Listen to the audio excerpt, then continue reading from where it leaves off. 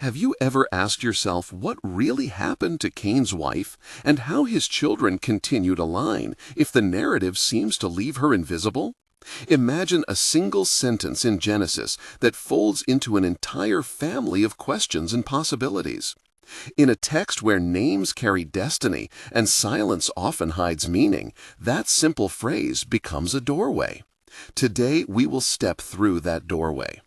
Picture a dawn that smells of smoke and wet earth, a small settlement stirring with the clatter of tools, and a voice that asks the unspoken question about origin and obligation. I promise to bring you a careful reading of the passages, to weigh canonical text and apocryphal memory, and to show how small words in the Hebrew open large doors. If you are ready to look again at a familiar verse with fresh eyes, type "sister" in the comments now to signal you want this mystery pursued. Stay with me. This exploration will go deeper than the curiosity that brought you here. We will examine Genesis, read the words in context, consult Jubilees and later traditions, and consider why the narrative chooses what to name and what to leave out. Then, before we begin the first reconstruction, let us return to the beginnings where the question makes its first appearance. In the beginning, the text speaks in broad strokes that claim universality and promise. The earth, as described in Genesis, rises from the speech of God and is shaped by a sequence of labors and blessings. The narrative frames humanity within a garden, and then beyond it into tilling and tending, sacrifice and worship, kinship and conflict. Genesis 4 records two brothers who offer to the Lord, whose offerings are received and rejected, whose rivalry ends in violence, and whose consequences echo. The language of Genesis 4 is deceptively simple, yet the theological and social implications are immense. The words we usually skim capture a familial tapestry woven from names like Adam, Eve, Cain, Abel, and later Seth.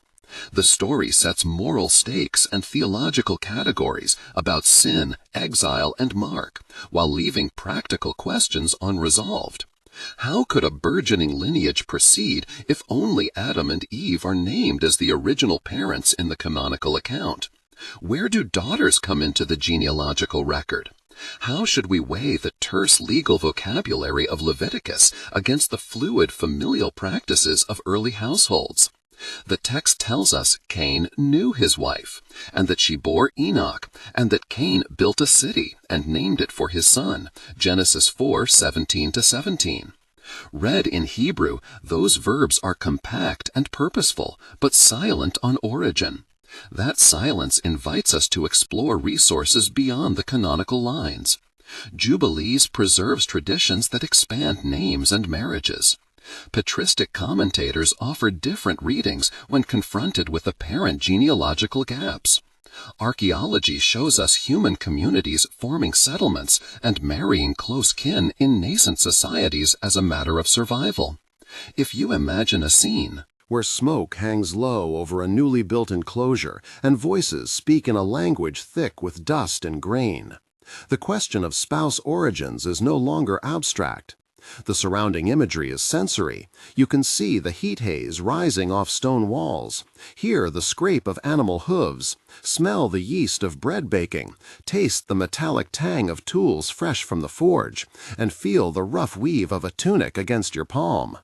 Those tangible details anchor the theoretical debate in lived human needs.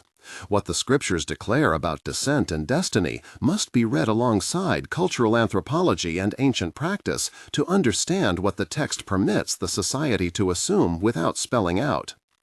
Now meet the central figures who shape this drama. Cain, the tiller, and Abel, the shepherd, appear as prototypes of two ways of life: agriculture that settles and herding that moves. Cain's hands are calloused from turning soil, the skin cracked from clods of earth, his eyes narrowed by smoke from charcoal and burnt offerings. Abel's breath smells of wool and milk, his gait more lithe from long walks with flocks. He listens for footsteps in the hills. Their offerings are situated in ritual and intention. Yet there are others who populate the margins and will be named as we proceed. Seth later becomes the line through which certain promises are traced and a counterpoint of hope. Enoch later walks with God until he is taken, and his name evokes a different destiny. Lamech raises a family and recites a poem about violence and vengeance. Jabal becomes associated with tents and livestock innovations.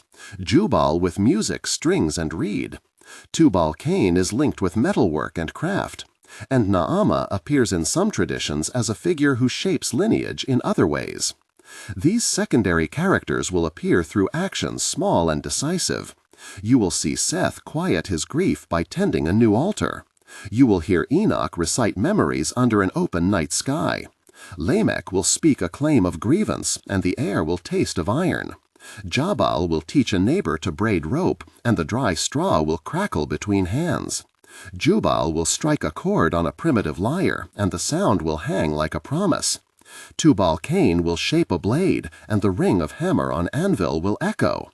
Naamah will weave a story into the hem of a garment, and that tiny stitch will carry the weight of continuity. These named people are not mere labels. They move and breathe and provide context to the family drama, and their actions will be distributed through the narrative to show social texture. We must pause and build the backstory of Cain in some detail so you understand his motivations and the forces that push him toward the terrible choice he makes. Cain's childhood was marked by early instruction in the rhythms of the field. As a child, he watched Adam bend under the sun and pass on the secret of soil, the smell of fresh-turned earth, a memory that stayed with him. In adolescence, he struggled with the sense that his labor was invisible, that fruit born of steady toil was less valorized than the rare offerings of the shepherd. That formation shaped his sense of identity and planted an ember of comparison. Later, a deep personal loss carved a private grief in him. The violent rupture with his brother Abel was as much a failure of recognition as it was an act of rage. Cain had hoped for acceptance and found only rejection. In the present, he bears the mark of an exile not yet understood by him fully, and his choices now are measured by the ache of being misunderstood. These paragraphs sketch a man formed by practical knowledge of the land, social expectations about honor, and a private wound left raw. His present decisions are not raw theatrical acts, but responses shaped by a set of formative moments that mingle family memory, cultural necessity, and theological consequence. We move toward the first major confrontation, the killing of Abel, and the divine questioning that follows. The murder scene must be reconstructed with sensory density and a dialogic exchange that pulls no punches. You will see the slope of a small rise where sheep graze, hear the rustle of dry grass and the sharp intake of breath just before violence. The air is hot and slightly metallic as blood meets dust. Cain and Abel first argue in tones that carry the history of sibling rivalry. Dialogue follows with 6 to 8 direct exchanges, so the encounter breathes with authenticity. Cain says, "Why does your sacrifice please while mine does not?" Abel replies, "I offer from what I keep for God, because I listen with my hands and my heart." Cain answers, "I sweat for what feeds us, and offer fruit of that sweat." Abel says, "The heart matters more than the hand, even when the hand is skilled." Cain asks, "So am I excluded because my labor is visible and yours hidden?" Abel responds, "I never said excluded, only that the Lord looks for other things." Cain then snaps, "If the Lord prefers you, then what place is left for me?" Abel answers, "There is place if you change and turn back and learn to give of your very best." Cain finishes with a challenge, "And what if my best is not enough?" That sequence of exchanges is not an abstract lecture. Each line carries the smell of sweat, the scrape of sandals, the taste of dust when speaking hard words. After this, the fatal act follows. The blow tastes of iron. The ground takes a new stain. The flocks hush as if listening to a verdict. The narrator records that Cain rose up against his brother and killed him, Genesis 4:8. And then the Lord speaks to Cain. Here again we present a dialogue between God and Cain. God speaks, "Where is your brother Abel?" Cain answers, "I do not know. Am I my brother's keeper?" God replies, "What have you done? Voice of blood cries out from the ground." Cain protests, "I did what I did out of pain, out of rejection." God says, "The soil itself speaks. Sin crouches at the door, but you must master it and not let it master you." Cain pleads, "My punishment is more than I can bear. Now they will drive me away, and I shall be a fugitive." God declares, "Your sentence stands, but I will set a sign upon you, that none may kill you." Cain says, "What then shall my mark be?" God says, "It will be a sign of protection and a reminder of the brokenness between humanity and sanctity." Emotions in those lines are dense. You feel the holiness of the question, the damp smell of the earth, the sound of a distant wind that might be the voice of judgment. The punishment and the mark of Cain are theological statements about sin, about mercy, and about the costs of violence. The narrative places Cain in exile and gives him a protective sign, while marking him as separated. After exile, Cain departs and builds a city, Genesis 4:17, a paradoxical act of civilization emerging from rupture. Here, the narrative opens a second set of questions, the central enigma of our title. Who was Cain's wife, and who were the people from whom he could take a spouse? The text speaks tersely. Cain knew his wife, and she conceived and bore Enoch, Genesis 4:17. That phrase seems to assume people enough to marry, yet leaves no genealogy of daughters. To explore this mystery, we must examine multiple interpretive streams. One reasonable hypothesis reads the text literally in its own social context, and posits that Adam and Eve bore many children unnamed in the canonical genealogy, and that brothers and sisters married in those early generations to fulfill the purposes of propagation. This reading finds support in the fact that Genesis 5:4 states that Adam had other sons and daughters. Another hypothesis appeals to apocryphal expansions, such as the Book of Jubilees, which lists daughters and names women who become wives of early figures, offering a fuller roster. A third line of thought posits the existence of other human groups created outside the Edenic lineage, or as separate lines referenced obliquely in the text and later myth. Cultural historians remind us that early human communities sometimes practiced close kin unions as a pragmatic response to small population size and the need to preserve household property and ritual continuity.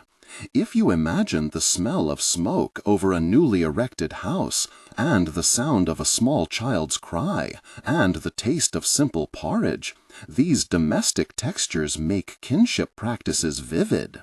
The idea that Cain married his sister or a niece is not a modern invention, but an interpretive move taken by many traditional exegetes to reconcile terse genealogical statements with the need for human propagation in a nascent world. Before moving to comparative analysis, a pause to invite your voice is needed. If this question stirs you, write sister if you think close kin marriage is likely, or other if you favor the theory of other human groups or a different explanation. Share a sentence beginning "I believe that" so we can see your reasoning. Your contribution matters because it helps shape which lines we examine more closely in future episodes, and because the conversation brings different cultural and theological lenses to the same sparse verses. Many readers feel uneasy about possibilities that challenge modern sensibilities. That unease is part of the hermeneutical task. Recognizing it helps us separate necessary theological claims from historical reconstructions. Now, with your vote registered, we will weigh the evidence, text by text and tradition by tradition. Turning to the Apocryphal witness, the Book of Jubilees offers names and sequences that flesh out the sparse canonical lines. Jubilees assigns births and marriages more systematically and names women as wives of those who would otherwise be unexplained. We must treat Jubilees with caution. It is theological history rather than canonical scripture in most traditions, yet it preserves traditions that circulated in antiquity.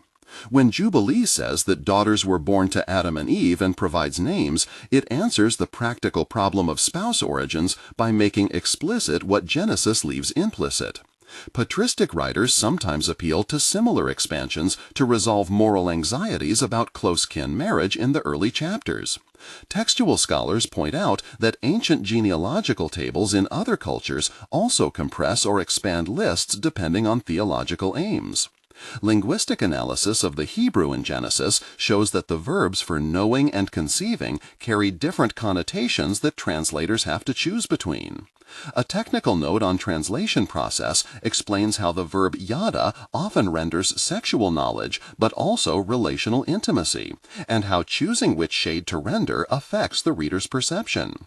The technical process of comparing manuscripts requires attention to variants in the Masoretic text, the Septuagint, and Samaritan Pentateuch, a careful collation of differences, and an assessment of which reading most likely reflects the original. Such a process involves line-by-line comparison with notations on morphological differences and with an eye to how later scribal tendencies may harmonize or simplify genealogies. That description of textual practice shows why some editions expand names while others preserve lacunae. Additionally, archaeology contributes by revealing patterns of settlement and marriage practices in early Bronze Age Near Eastern contexts that are consistent with close kin marriage in small populations. Finds of family compounds and household structures indicate that early cities formed around kin units and that marriage practices were pragmatic. These technical and archaeological lenses do not dictate a single answer, but they show how multiple disciplines converge on plausible reconstructions. Now we should examine several moments of heightened tension that have shaped interpretations and theological response. First moment, the moral question of brotherly responsibility as God asks, "Where is your brother?" Genesis 4:9, and Cain replies, "Am I my brother's keeper?" This exchange has troubled readers because it exposes an ethical blank in Cain's life and forces the community to consider the limits of responsibility. You can almost hear the echo in later law codes, where neighbors and kin are held accountable for certain obligations. The moment is heavy with the metallic taste of accusation, the rustle of breath in a stunned crowd, and the texture of earth where blood has fallen. The tension forces readers to ask whether guilt is private or communal, and what structures must exist to protect the vulnerable. Second moment, Cain's fear after exile, when he says, "My punishment is greater than I can bear," and pleads that he will be a fugitive who cannot endure. Genesis 4:13. This maps a social fear that the banished may be left to violence. The air here feels thin and arid, the sound of a distant animal, a lowing, a reminder of survival needs, and the salt sting of crying eyes. The tension centers on how mercy and justice coexist. Third moment, the interpretive clash between reading Genesis 5 and apocryphal expansions, which either soothe or deepen the genealogical gap. When scholars and communities clash over whether to accept Jubilees or to privilege a strict canonical reading, the academic debate becomes charged. You can sense the scratch of pens over parchment, the quiet murmur in a study full of old books, and the dry paper smell of archival rooms. That tension is not merely academic, it bears on how communities understand purity, marriage, and the unfolding of promise. Interleaved with these tensions are scenes of everyday domestic and social life, which provide sensory counterpoints. Imagine the city Cain built. The timber frame creaks in the wind. The smell of tanned hide and cooking fat drifts through open doorways. The clatter of children chasing fowl, and the taste of bread fresh from an earthen oven. Jabal teaches a neighbor to harness a goat. The rasp of rope against palm and laughter fill the alley.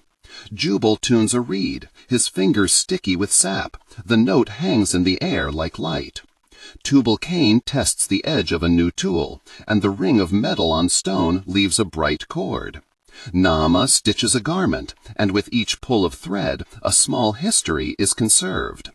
These sensory vignettes remind us that behind theological abstractions are ordinary lives that endured and innovated. We now consider alternative theories in closer detail. Theory 1 accepts sibling or close kin marriage in the first generations and uses Genesis 5:4, which asserts that Adam had other sons and daughters, as internal evidence. This view is straightforward, and it aligns with demographic necessity. Critics worry that it conflicts with later prohibitions found in Leviticus 18, where close kin unions become restricted as society evolves. The counterargument notes temporal distance between proto-history and later legal codifications. Theory 2 takes the apocryphal witness of Jubilees seriously and treats it as reflecting a once widespread tradition that named wives, and thus avoids uncomfortable suppositions. This approach respects continuity of tradition but raises canonical questions. Theory 3 proposes that other human groups existed beyond Edenic descendants, a motif that appears in some extra-biblical lore and in later mythologies. This view opens narrative possibilities but introduces complexities about human origins and divine intention. Each theory has implications for how we read covenant promise and the lineage through which prophetic and priestly roles develop. Acts 17:26 reminds us that God made from one blood all nations, a theological anchor for unity, yet textual nuance matters for genealogy. A brief procedural aside concerning archaeological and textual methods clarifies how evidence is weighed. Scholars collate manuscripts, compare variants, align linguistic features, and consult stratigraphic data from digs to correlate cultural practices with textual traditions. The process is systematic and iterative, requiring peer review and cautious approximations rather than definitive certainties. That technical description shows why consensus is rare and why multiple lines of evidence must be balanced. As we approach a conclusion, let us summarize what the available evidence suggests without collapsing into dogmatism.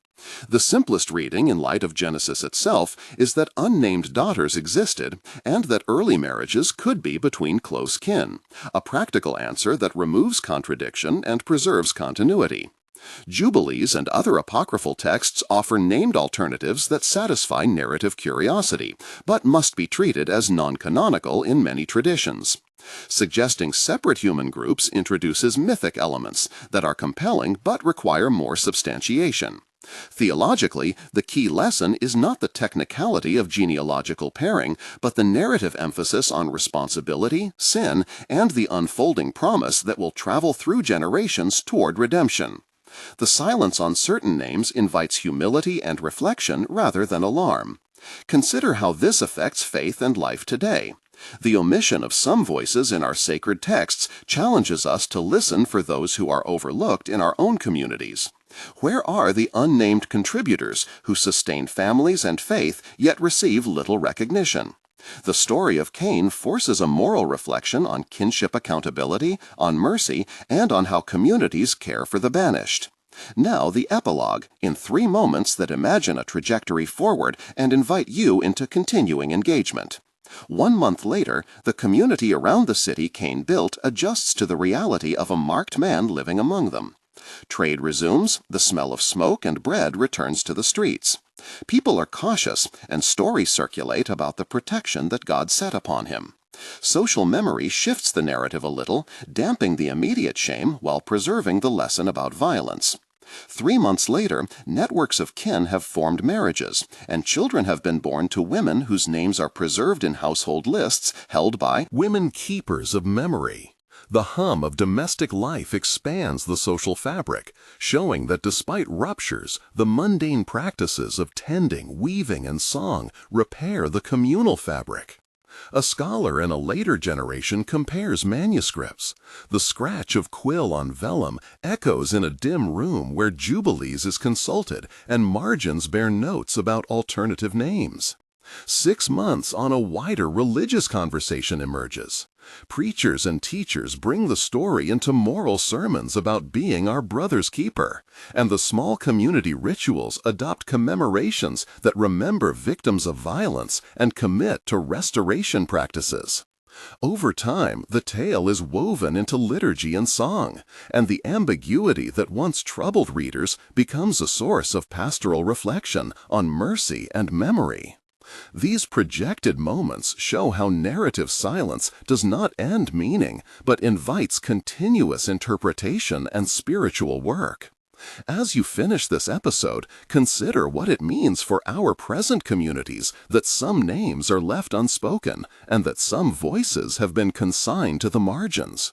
Share your thoughts again in the comments, and if this investigation moved you, subscribe for more episodes where we will open other gaps in the text with the same care. Thank you for listening to this close reading and for joining a search that honors both Scripture and the countless unnamed lives that carried humanity forward.